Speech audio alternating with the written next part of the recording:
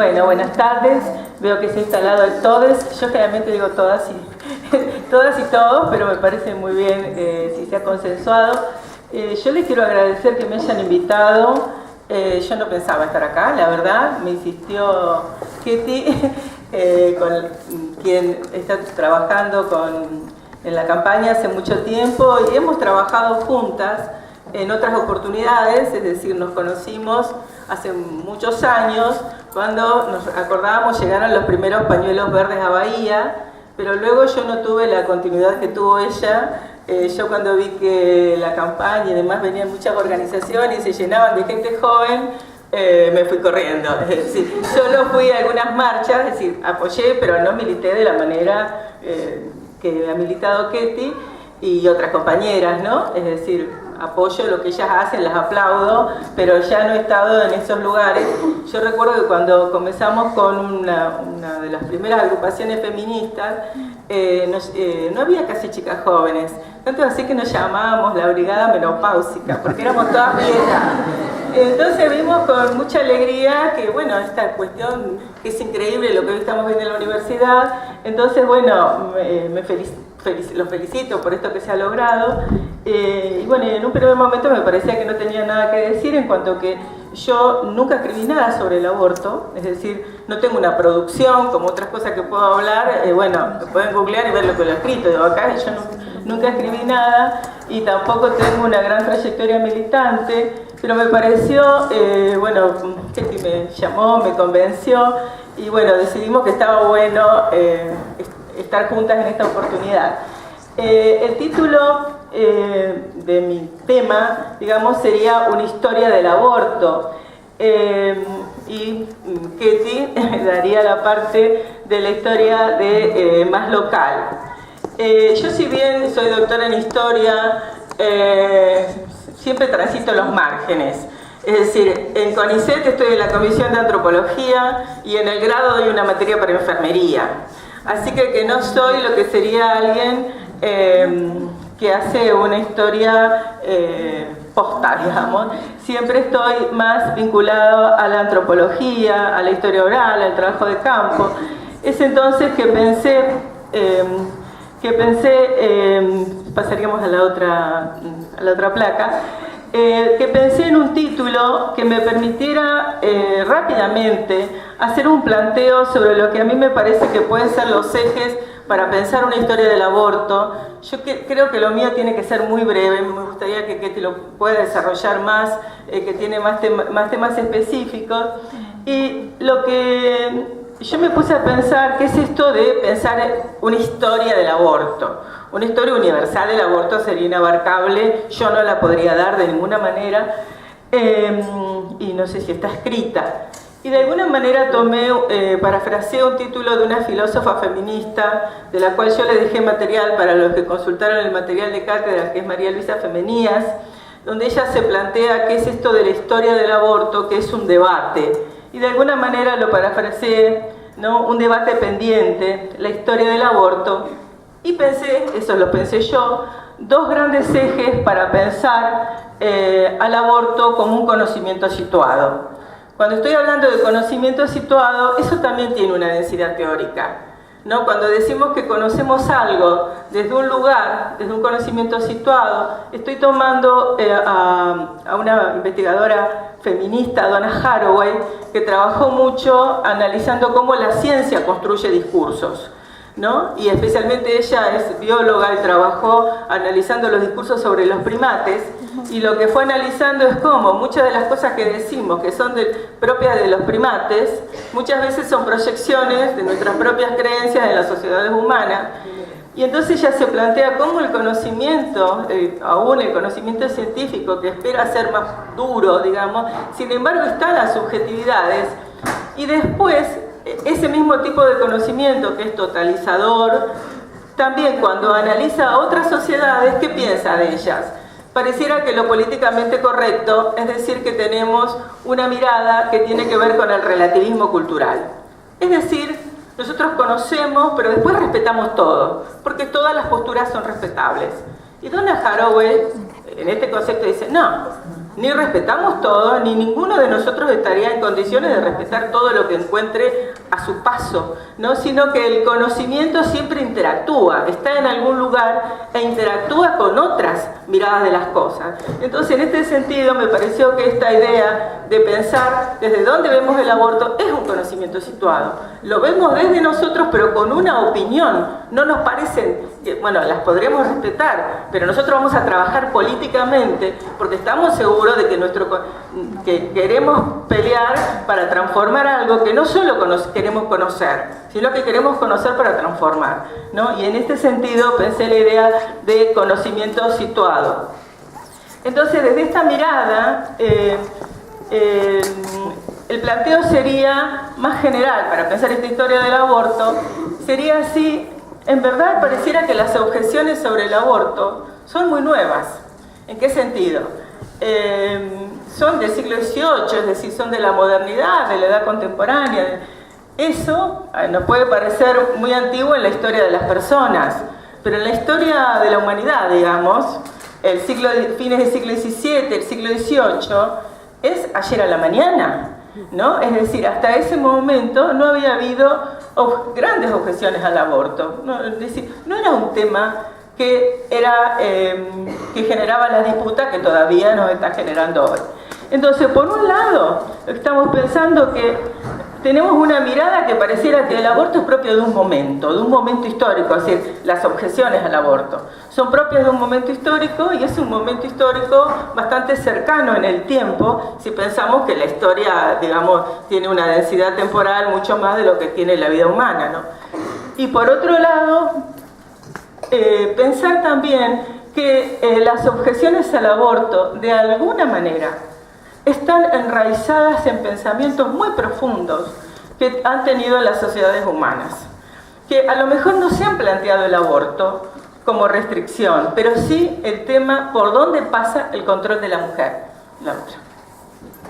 Entonces, ahí, si pensamos la diversidad de relatos que nos llegan a nosotros, y que muchos de ellos, suponemos, tienen su origen en el Neolítico, es decir, que las mujeres, por ejemplo, la mayoría de los mitos de los pueblos cazadores-recolectores, de los cuales, bueno, a mí me son afines porque yo trabajo el tema de pueblos originarios, y algunos he trabajado con corpus de pueblos cazadores-recolectores como los tehuelches, los yámanas, y ahí podemos ver, entre nosotros podemos ver relatos que en el material que ustedes tienen hay relatos de Brasil, por ejemplo, que toma tanto Femenía como otra de las autoras. Pero eso también lo vemos si estudiamos las culturas locales, donde las mujeres en los tiempos míticos, digamos, no existía ni la muerte, ni existía el nacer, ni existía la menstruación, ¿no? Ni existía, las mujeres no tenían que pasar por el parto, porque los seres de otra época, digamos, eran eternos y no pasaban por todos estos procesos terrenales. Ni siquiera muchos tenían aparato digestivo, ¿no es cierto? Ni siquiera aparato reproductor. Es decir, tuvieron que venir los héroes culturales, y esos héroes son siempre varones. Son siempre varones que vinieron en un momento a la tierra e impusieron las pautas culturales. Con qué nos vestimos, qué comemos, y entre esas pautas se impone también el hecho que aparece la muerte, generalmente porque alguno desobedece al héroe. El héroe dice tal cosa no hay que hacerla, la hacen, listo, te empezás a morir. Y si te empezás a morir, habrá que, otros tendrán que nacer. Y junto con ello van a ser varones los que van a imponer un orden para que las mujeres ya no sean caóticas, para que tengan menstruaciones. En algunos pueblos existen, que Galeano de alguna manera con sus textos lo hizo conocido, las mujeres con vagina dentada, es decir, mujeres diferentes, pero que vinieron héroes culturales y las ordenaron, y generalmente las ordenaron por la fuerza, ¿no?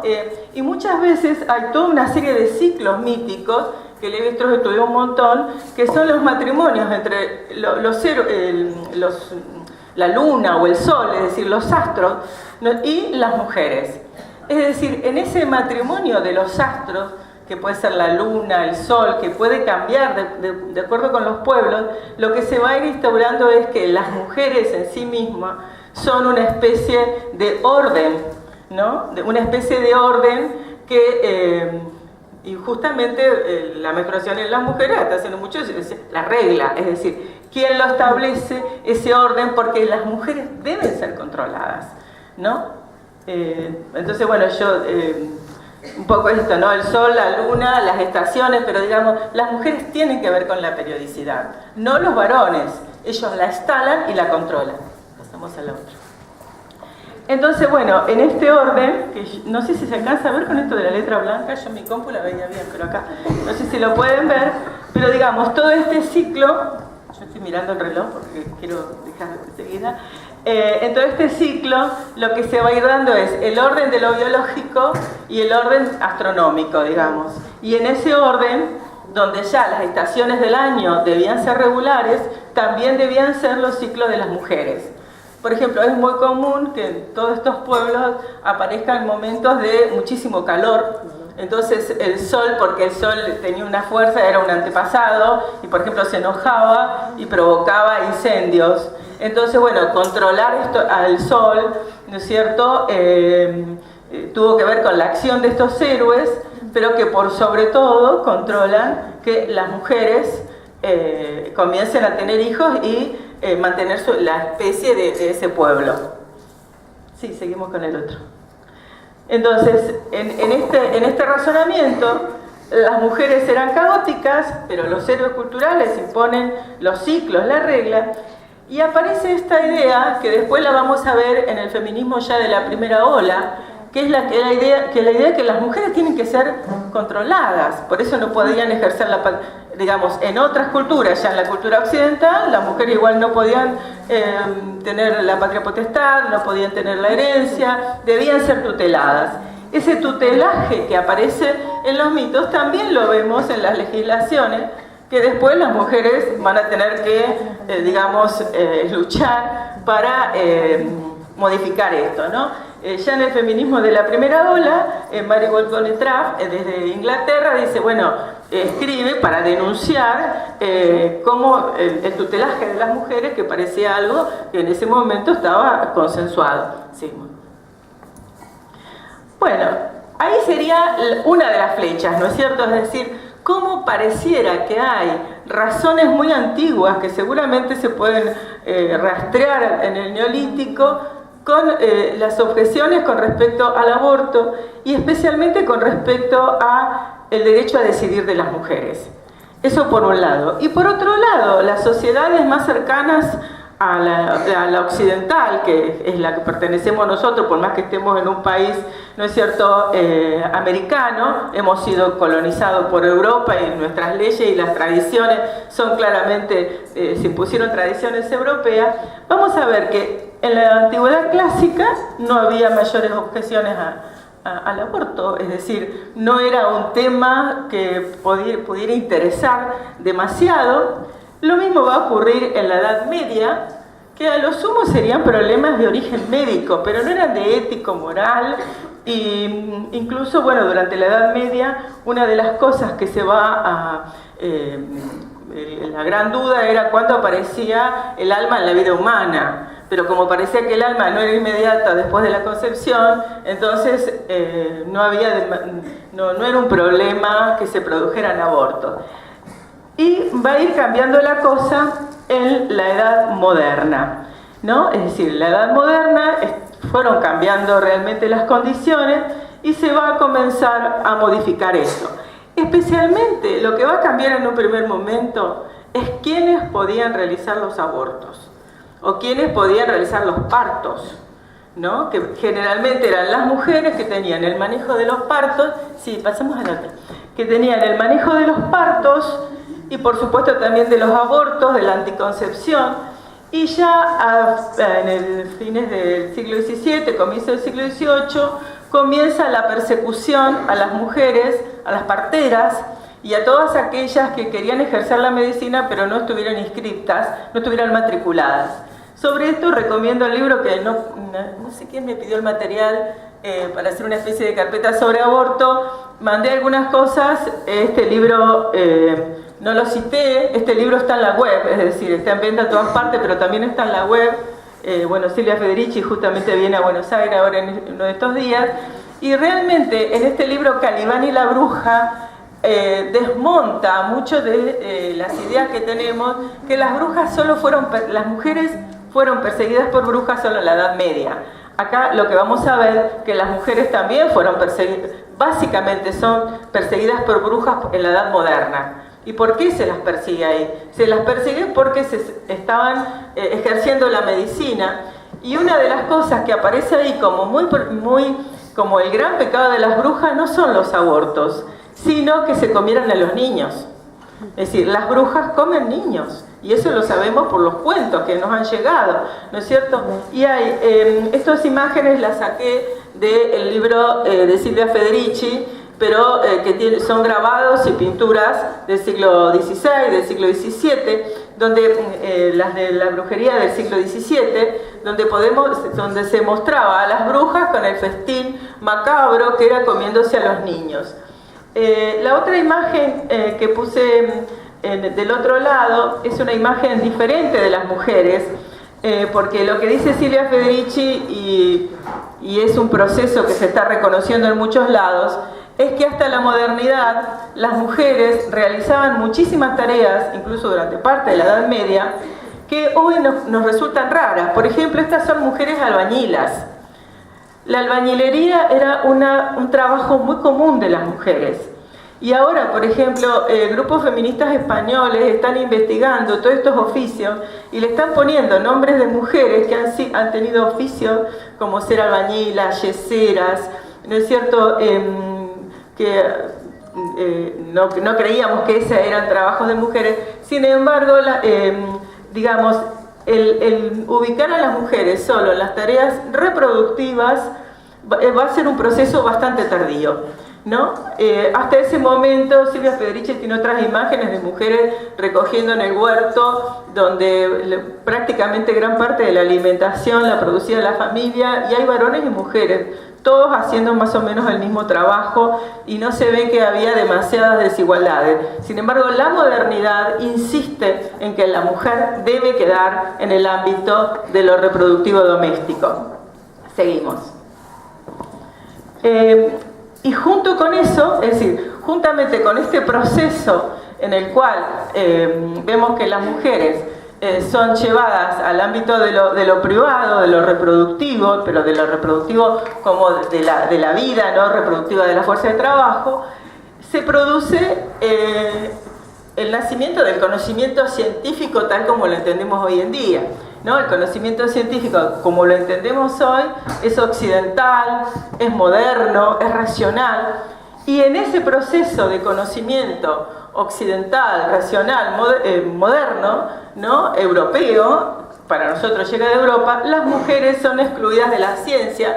Y por ese motivo seleccioné uno de los textos, que es un artículo de Diana Mafia, que me parece sumamente interesante en ver cómo las mujeres somos excluidas de la ciencia, y el gran tema era todos los problemas que tenían las mujeres y que tendríamos en el presente, tendrían que ver con los problemas del útero, ¿no? Todas las histerias tendrían que ver con el útero, ¿no es cierto? Y después, de alguna manera, esto va a tener resabios también en la ciencia contemporánea. Entonces, las mujeres poco racionales hemos sido poco confiables para producir ciencia. Entonces, claro, una agenda femenina nunca va a aparecer, ¿no? Porque por un lado te condenan a lo privado y por otro lado te van sacando del proceso de conocimiento. Seguimos con la otra. Y por último vamos a llegar a fines de la Edad Media, de la Edad Moderna y la Edad Contemporánea, donde el aborto sí pasa a ser una cuestión de Estado, y junto con eso tenemos que entender que cuando el aborto pasa a ser una cuestión de Estado es en el momento que estamos en plena desarrollo capitalista, revolución industrial. Diría Silvia Federici, el capitalismo hubiera sido impensable sin la reproducción de la fuerza de trabajo que implica que las mujeres tengan hijos, ¿no es cierto? Entonces, en ese momento, con revolución industrial, necesidad de mano de obra para trabajar, con guerras que había todo el siglo XVI y siglo XVII en Europa, hubo terribles guerras, entonces había que preservar la población. Los cambios producidos por la revolución industrial significaron no solo epidemias, sino el despoblamiento del campo y la amenaza de hambrunas, que Europa tenía y muchas. En estos momentos podemos decir que ya los estados tienen condiciones como para tener un biopoder y controlar a las poblaciones, ¿no? Ese control debe ser de orden, higiene, ¿no es cierto?, producción. Entonces el aborto en este momento pasa a ser una cuestión de Estado y tiene que ver con las condiciones concretas de producción que se estaba dando en la Europa capitalista.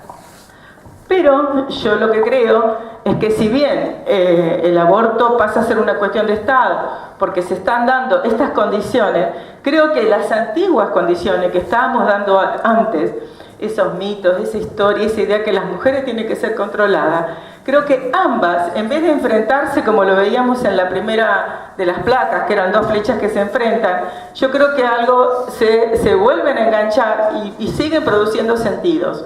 Porque si no, si eso no ocurriera, tendríamos una cuestión un poco lineal, que una vez conseguidos ciertos derechos, ya esos derechos estarían. Sin embargo, permanentemente están amenazados y muchas de las razones que amenazan la obtención de estos derechos tienen que ver con estas ideas que decimos, ¿cómo todavía estas cosas se dicen hoy? ¿No es cierto? Y lo vemos en los discursos de Trump. Trump está diciendo que es muy permisiva las leyes sobre el aborto. Lo vimos en el video anterior, ¿no es cierto?, que hablaban de lo que había pasado en España con el cambio Rajoy-Zapatero.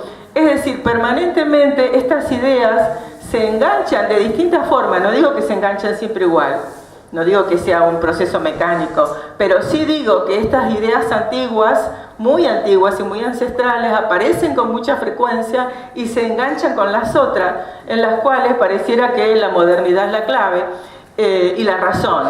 Yo había puesto una imagen de una pintura, cuando puse la edad contemporánea, que se llama La razón entrando a Notre Dame. ¿No? Esa pintura, que si ustedes ven, hay una mujer que pisa un crucifijo, se parece mucho a la imagen de la pintura de Delacroix, la libertad conduciendo al pueblo. Es decir, pareciera que la libertad y la razón en la pintura son mujeres. Sin embargo, en la práctica, cuando la que escribió la Declaración de los Derechos del Hombre, de la Mujer y de la Ciudadana con la Revolución Francesa, terminó decapitada. Y la razón se estaba negando a las mujeres. Es decir que esto, ¿no? Las antiguas objeciones y las otras sobre el aborto siguen enganchadas y pueden seguir produciendo distintos sentidos. Yo terminé acá y la dejo a mi compañera Mea Ketty.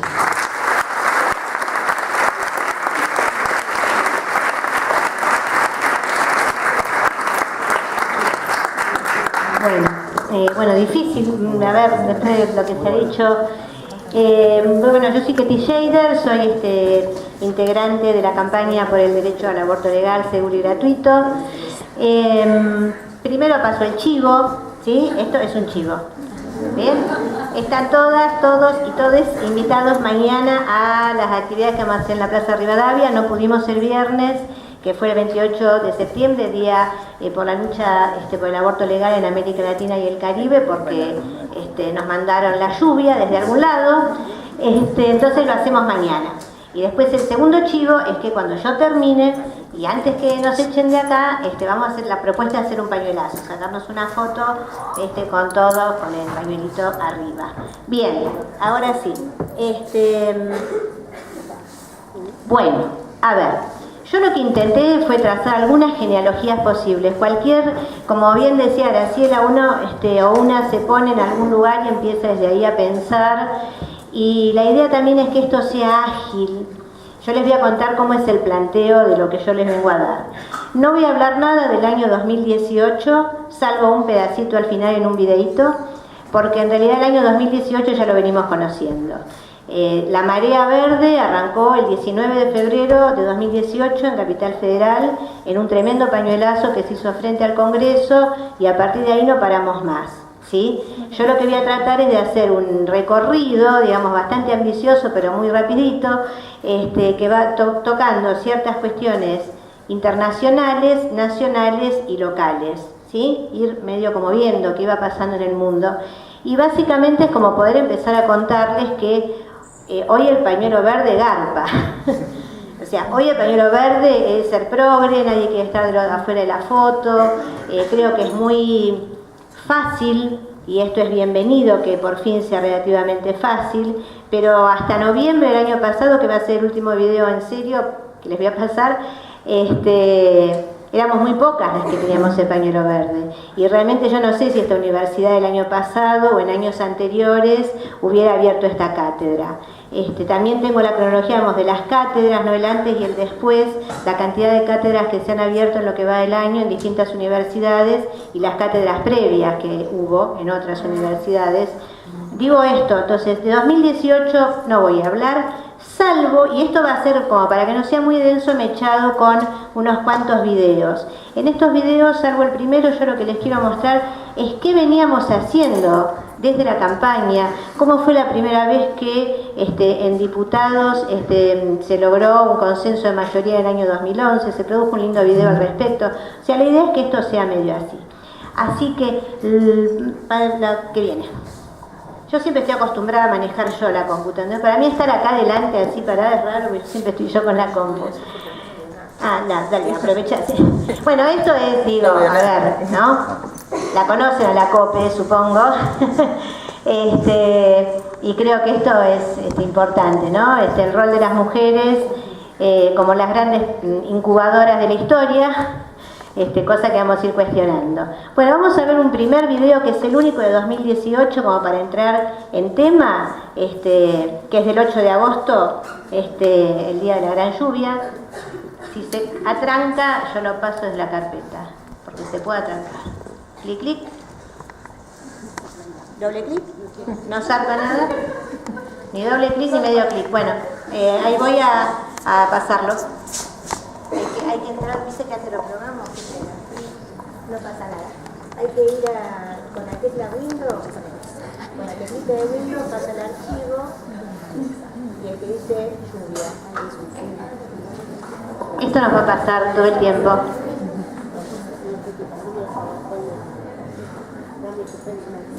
Si está en la carpeta. Está en mi pendrive. Bueno, tengan paciencia, estas son las cuestiones técnicas que suelen pasar. Mientras tanto,